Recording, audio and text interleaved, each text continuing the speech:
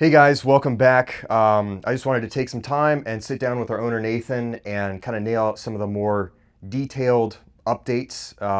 There's been videos that have kind of been all over the place on some things, so we wanted to just sit down and have a conversation about some of the more specific aspects of what we're doing moving forward after the dealership fire. So, I mean, it's been a month, almost exactly. It was June 23rd. 23rd, okay. Yep. So, yeah, close to a month. And what did you initially expect the recovery, the aftermath to look like in like a month's time?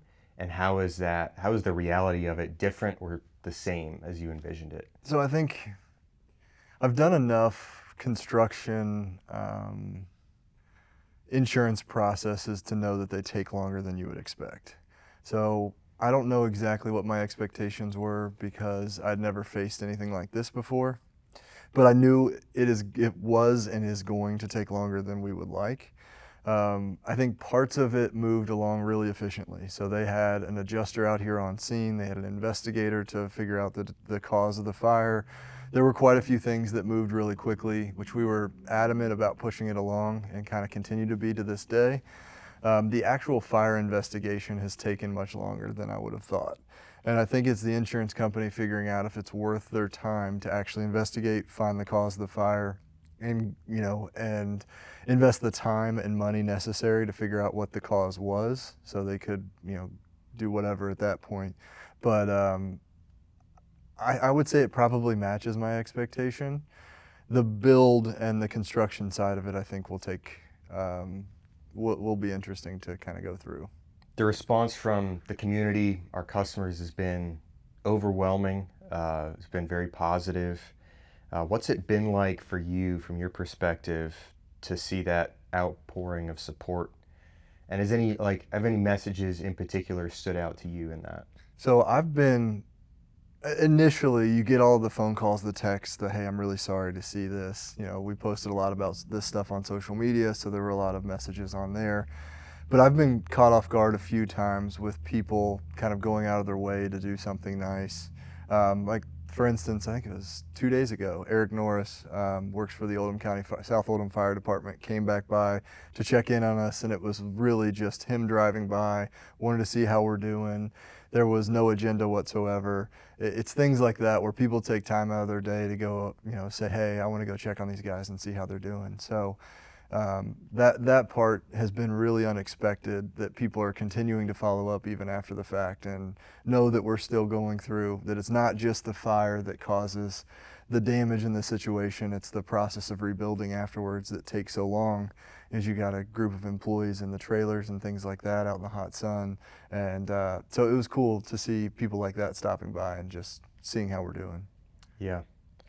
So one thing we've got a lot of comments about, and I think it's come through in our videos, and that's why we've gotten so many comments, is your employee focus.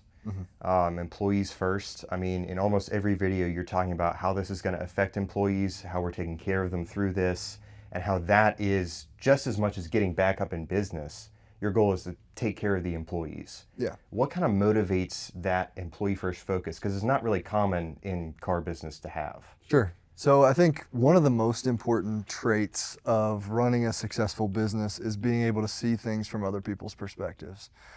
So not only the employee, but the customer. What are they experiencing? What does it feel like to be in their shoes when you're buying a car? What does it feel like to be selling a car? What challenges are you running into? And then it's my job as a business owner, a general manager, whatever, to fix those kind of pain points. And when you have something like this happen, that's something I was focused on prior to June 23rd. But when you have something like this happen, those pain points are everywhere. And you've got people who are worried about taking care of their newborn baby. We've got some new parents here at the dealership. We've got people who are taking care of an aging parent. We've got all these different people from different walks of life. We have 56 employees at this store, and you can only imagine what they're going to be going through. And so it's the initial shock of, oh my goodness, the dealership and the business is on fire. And then it becomes questions about, how am I going to get a paycheck? Do I still have a job?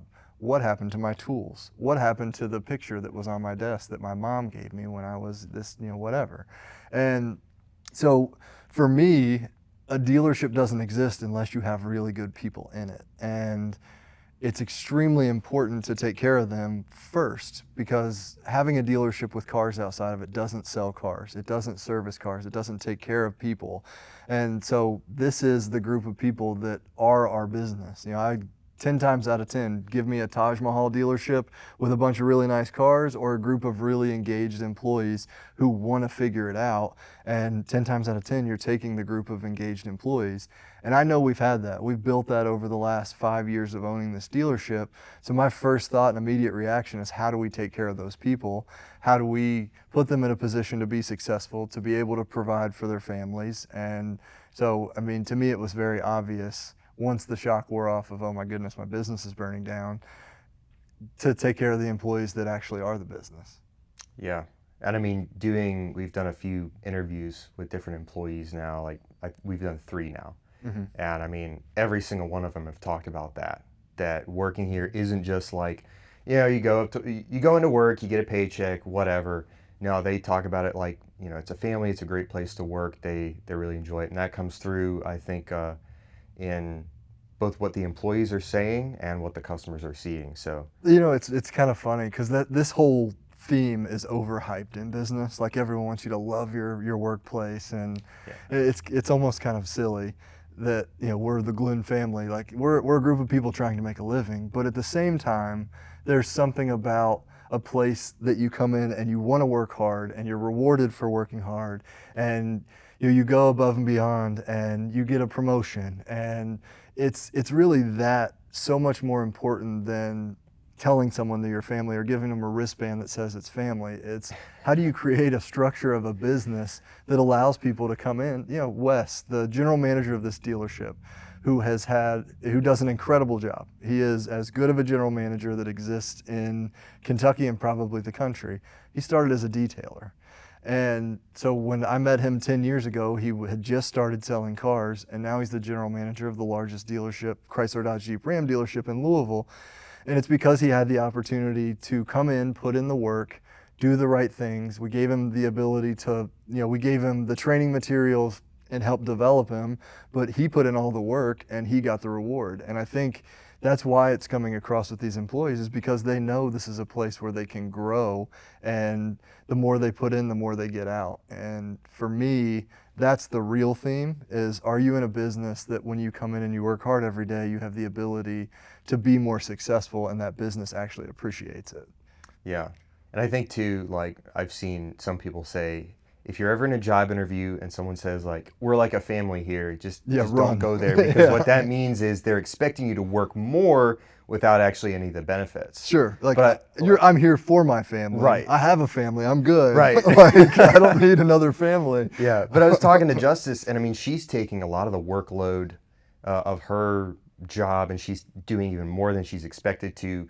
Not because the job expects her to do that, because we're a family, but she feels that connection with the workplace, sure, and takes it on herself to do that. And I think that's I think 30 days ago, maybe a little longer, Justice was made the assistant service manager. So it's because Justice understands there's a bigger thing here. There is an opportunity that, as the service department grows, it creates more opportunities for people to be more successful, to move up in their career. And there's a good chance that one day Justice will be able to, in a position to run the shop herself and continue to grow from there. And I think that's what we want. We need people to come in with the mindset and the capability that they can come in here, they can learn, they can figure out the way we do things, they can help us improve them, and they can grow. And that's the point of this business, that you're growing at all times, and if you continue to do that, you're rewarded. And that's why I love this business. I'm a beneficiary of that, and I'd like to make everyone else beneficiaries of that. Yeah. So, obviously, probably the question that is on everyone's minds, when they pass the dealership, when they see our stuff on social media and YouTube, is what caused the fire? And why can't you tell us yet? And all these things, like, are you hiding something? Yeah, we're hiding it. We're hiding it. So where are we at in that process? So we uncovered a video. That video was a motion activated camera in our service department. And it picked up the fire when it was about I guess, 6 feet in diameter, and it was on a technician workbench. And from there, the fire continued to grow. Eventually, smoke cleared the entire, or filled the entire shop, and you couldn't see anymore. It was probably a 2 or 3 minute video, but it was an active fire on a technician workbench. So the likelihood is a battery or something like that sparked the fire. There are obviously transmission fluid, things like that on a technician workbench. And from there, the fire took off and just kind of continued to grow until it took down the entire service department. So it wasn't some secret. It's part of the investigation with the insurance company. The roof fell on top of that area. They're kind of in the process of figuring out how far they want to take it to investigate the exact point. Because like I said, it was a motion activated camera. So they didn't have a view of exactly what was on that to see what started the fire. Oddly enough, we replaced the lift in front of that technician's workbench on Friday. The fire happened on Sunday. The fixed operations director took a picture of that lift, so you can clearly see the technician workbench behind it. So this is all information we've given to the insurance company. They're going through their investigation, evaluating if it's worthwhile to figure out the exact cause. We haven't heard back from that. I anticipate hearing from them in about a week or so as far as the status of the investigation. But hoping that finishes up so we can knock this thing down and move on. Yeah. So it wasn't an EV. It was not an EV. No, it was not. Yeah. It's been quite the speculation on EVs, though. Right. Yeah. It's a 4xe. It's a Tesla. It's whatever. Yeah. But, yeah. A lot of viewers have also said, like, you know, why wasn't there a sprinkler system? Why didn't that catch it and all that? Can you kind of speak to that? Yeah, so we bought this dealership 5 years ago. This store has been here, I think, since the 1960s. So at one point it was a Ford dealership. It became a Chrysler dealership, sold to another Chrysler dealer. The dealer before us built the most updated Millennium facade, which is the front of most Chrysler dealerships, the Chrysler Dodge Jeep Ram dealerships that you see.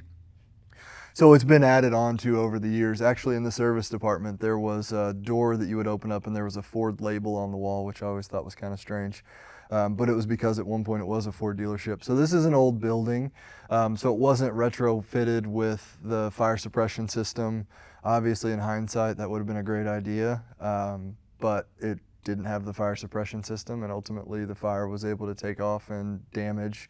You know, obviously in our plans moving forward, we're going to add fire suppression probably as the #1 line item, because you only have to learn this lesson once. Right.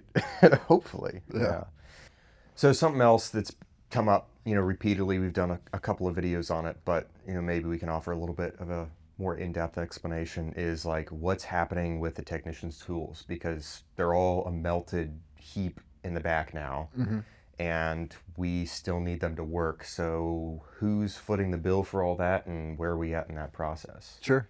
So it was interesting.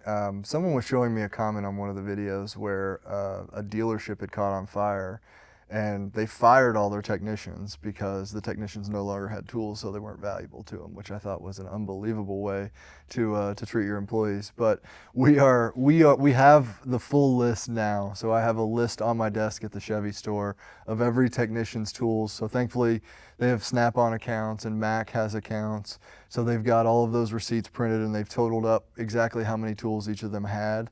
A lot of them, all of them were 63, 61,000. They were significant amounts of tools, but we're going to take care of that. We're going to pay for those tools. The way we're doing it is they're going to basically work with a tool vendor. I kind of talked to them about, well, if we're going to make this large of a purchase, let's get a discount. We'll pay you the same amount of tools that you had. So if you had $60,000 in tools, let's come together, go to a tool vendor and say, hey, can we get a 20% discount or whatever it is? And then you guys, your $60,000 of tools is now worth $72,000. And maybe you can get some extra tools or a nicer toolbox or whatever it is that you wanted. So we're not saying, okay, you had these exact tools, I'm gonna just buy those and replace them. We're saying you have this budget to rebuy your tools. Let us know what that is and we'll fill it out for you. But we are absolutely buying the technicians those tools, and I feel like even though you know, they are technically theirs, they were supposed to have insurance on them. It's it's part of being in business, you know, taking care of people. That's what we sell in the service department. As we said in a previous video, their expertise is why we have a service department. So we felt it's really important to get them back up and running, and obviously we'll have insurance on those moving forward. So when we did our walkthrough in accounting, Mm-hmm. you know, we saw when you go back into the attic, just boxes and boxes and boxes of paperwork that we still can't touch. Mm-hmm. Where, like, is that stuff essential and is causing issues, and where are we at in like our paperwork recovery and moving forward with that? So that part of the accounting offices. So as deals go through the finance or through the accounting office, so you sign a customer a contract in the finance office. That contract and all of that paperwork goes up to the accounting office. It goes to different people, from the biller to the title clerk, and kind of makes its way around the accounting office. It gets filed eventually, and so we scan it after all of that stuff is done in the accounting office. So those documents are scanned on a cloud mostly. There are other things. We have a dealer bill that comes from the manufacturer where they'll bill us for parts or other tools that we're purchasing directly from them. So some of those documents are up there, and we're gonna have to figure out how to recover those documents. The problem is when you walk, it's a wood platform and there's a giant hole. So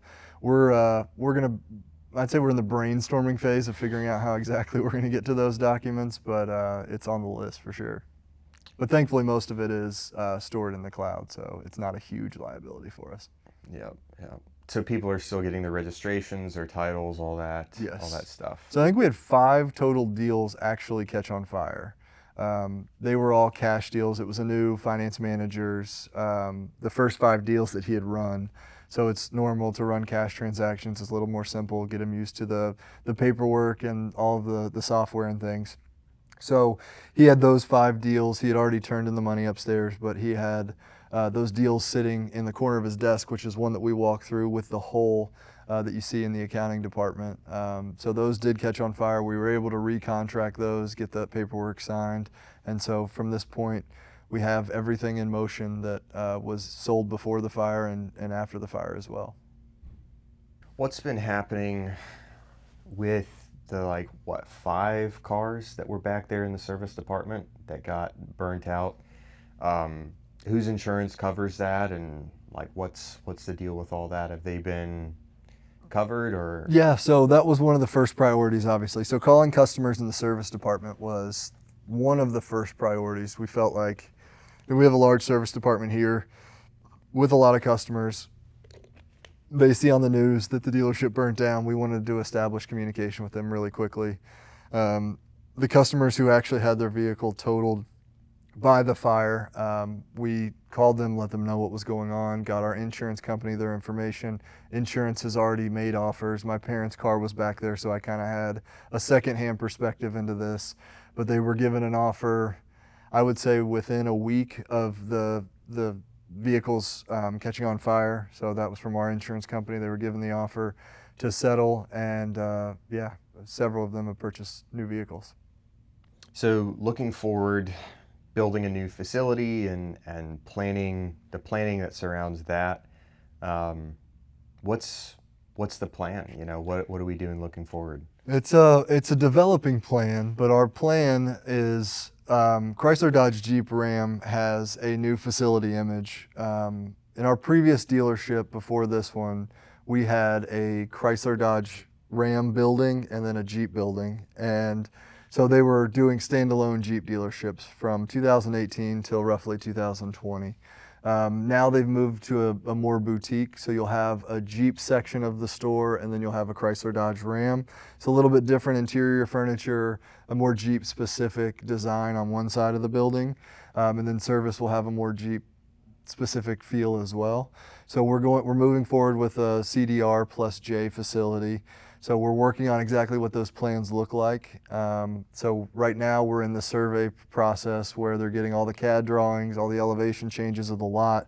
We'll get those to an architect at CBRE who works with Stellantis. They'll give us more information on what the facility at minimum needs to look like, and then we'll make changes from there, which is going to be a larger service department, moving the dealership a little bit forward, closer to the road, changing up some of the parking, adding a service drive, car wash, those types of things that we'll want to add to the store just to make it a first-class facility. Got you.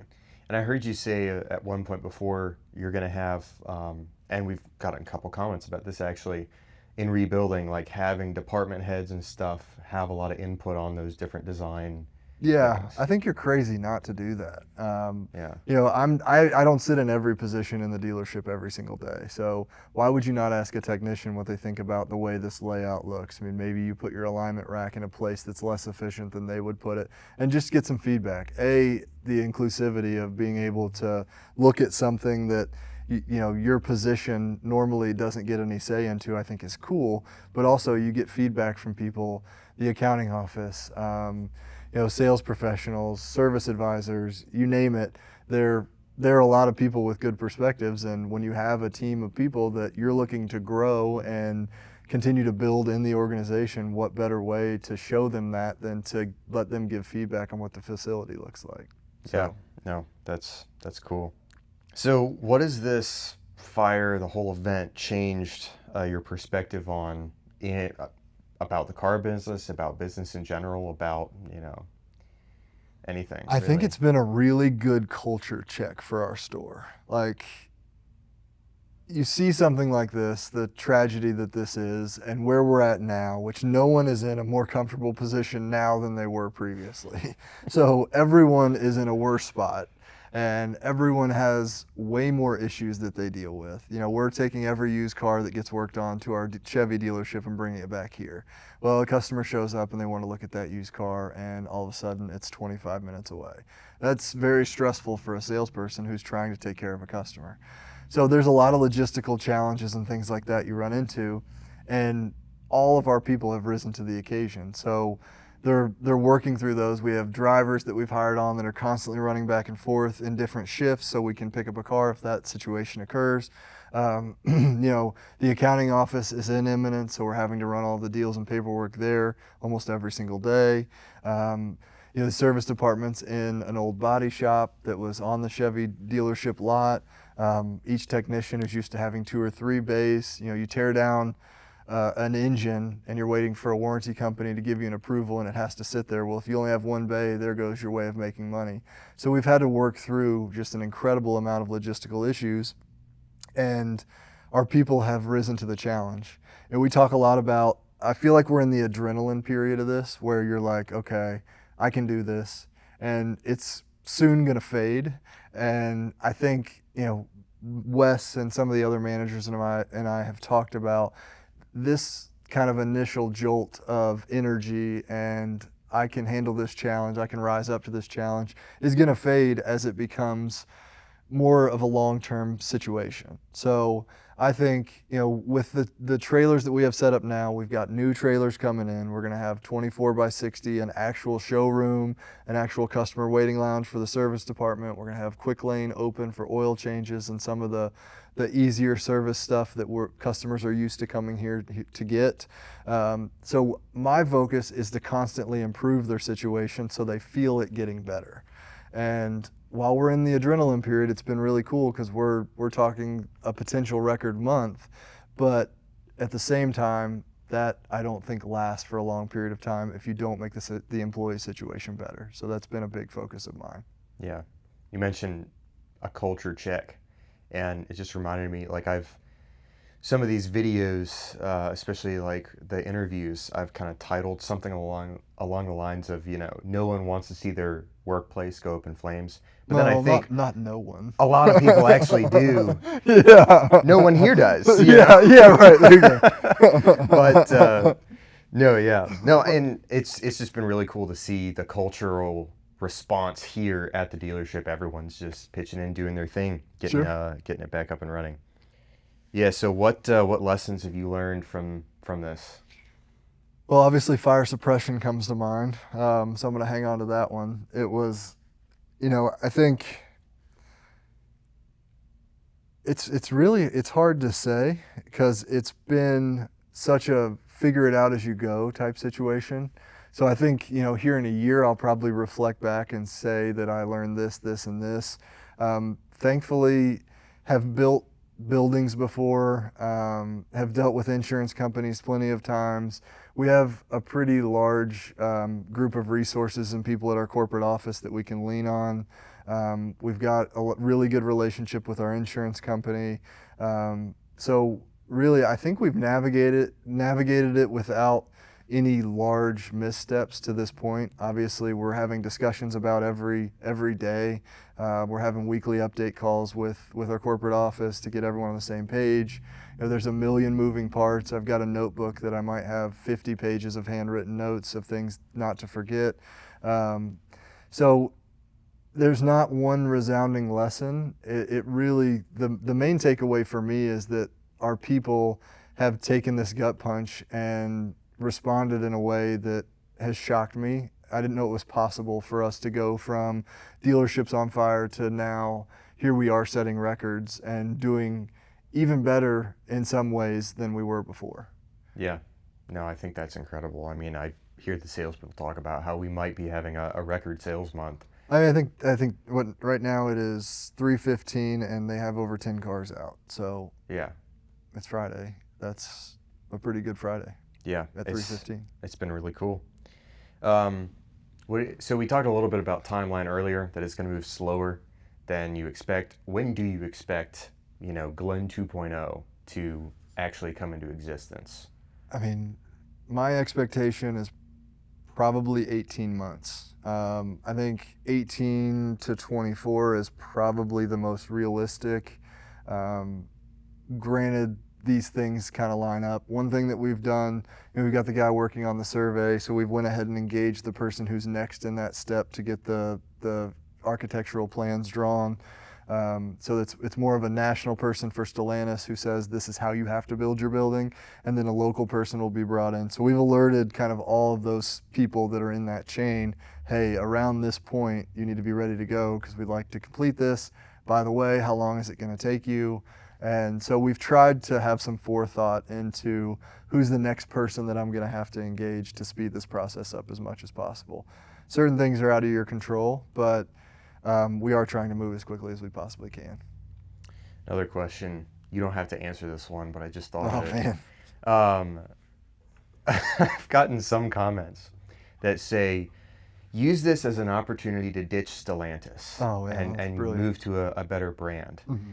What are your thoughts on that? I think that person needs to learn franchise law first and foremost. So each dealership has a market area, right? So ours happens to be Crestwood, Kentucky, north, and primarily Crestwood, Kentucky north. We touch Louisville Metro, but that is kind of up 71 is our market area. So we bought the rights to be the Stellantis dealership in that market area. So if we went away from Stellantis, we don't have the ability to just say, oh, I want to be a Chevrolet dealership or a Ford dealership. It doesn't work that way. They all have a map, and each dealer has a population base and geographical map that they're changing a little bit every now and then, but effectively, this is our market area. We are the Stellantis dealer in this market. And if we gave up our franchise, we would no longer exist, and other dealers would get this market area. And that's definitely not something we want to do. But Stellantis is obviously tanking. Everyone knows it's junk, right? Why wouldn't we, try and move away? It's interesting. So Stellantis has definitely made some missteps. Pricing got out of hand during COVID. I'd say most manufacturers did that. Stellantis probably to a degree that was a little bit too extreme. They tried to move up market into a more luxury brand, but they're finding their footing, and I'm really confident. So Stellantis market share hovering right now around 7%, down from 11, 12%. A half percentage drop in market share for any manufacturer is a fire. It's a big issue if they lose a half percent. Stellantis lost 5%. That's going to be written about in business schools, no doubt. But at the same time, you've got someone named Tim Kaniskis, who's running, essentially responsible for North America now. You're starting to see some really intelligent decisions on pricing, on content coming down into cheaper vehicles. You're starting to see new colors. You're starting to see new wheels, new packages. They know what works for Stellantis, and now the people who can make those decisions are in the right spot. The quality of vehicles is much better than it's been in the past. You know, a lot of these opinions that you hear online are from the pre-2008. You know, any domestic manufacturer pre-2008 had plenty of mechanical issues and quality issues. At this point, Stellantis makes a great vehicle. People like them. They were just priced too high, and now they're getting pricing back in line. Dealers are ready to serve that market need, and I think that the future for Stellantis is as bright as it's been in the past 5 years. What message do you have for the customers and our community going forward? I think first, thank you. I mean, there's been a lot of people in the community who have come by, a lot of people who have, you know, like the Glen Oaks thing, for those kids on that swim team to make us this big card and to take the time to tell us that they're cheering us on for once, even though, because we normally cheer them on. That stuff is really cool. But the message is that, you know, immediately the message was we're going to come back stronger. At that time, we didn't really know how. And now we're to the point where we 100% are going to come back stronger. We're going to have a facility that's extremely first class, that's well thought out, that really serves the needs. You know, this dealership, when we bought it, we increased the volume of the store 500%. So it wasn't fitting the needs of our customer base because it was too small. So now we have a chance to build that first class facility. I think we've talked about before, we've got 7 acres up the street that we are going to pave and have additional parking, overflow parking. So we'll have the opportunity to have a really big, nice first class building here, you know, with a great lounge, with a children's play area, with the right facilities for employees, with all of the right technology and lifts for commercial customers, a substantial parts department, conference room, maybe podcast room we've talked about. So we're going to have the chance to kind of have a blank slate and draw the exact building that we need to serve our customers moving in the future. And that is really exciting and something that, frankly, this community deserves, because we've had such great support and also such great relationships with the customers over the years. Yeah, well, I think it's definitely going to be an exciting process, the whole rebuilding and everything, and we're definitely going to keep documenting the whole process. Yep. So thanks, Nathan, for giving that update. And if you liked the video, give it a thumbs up, the bell icon, subscribe, all that stuff. It really helps us in the algorithm. And stay tuned for future videos.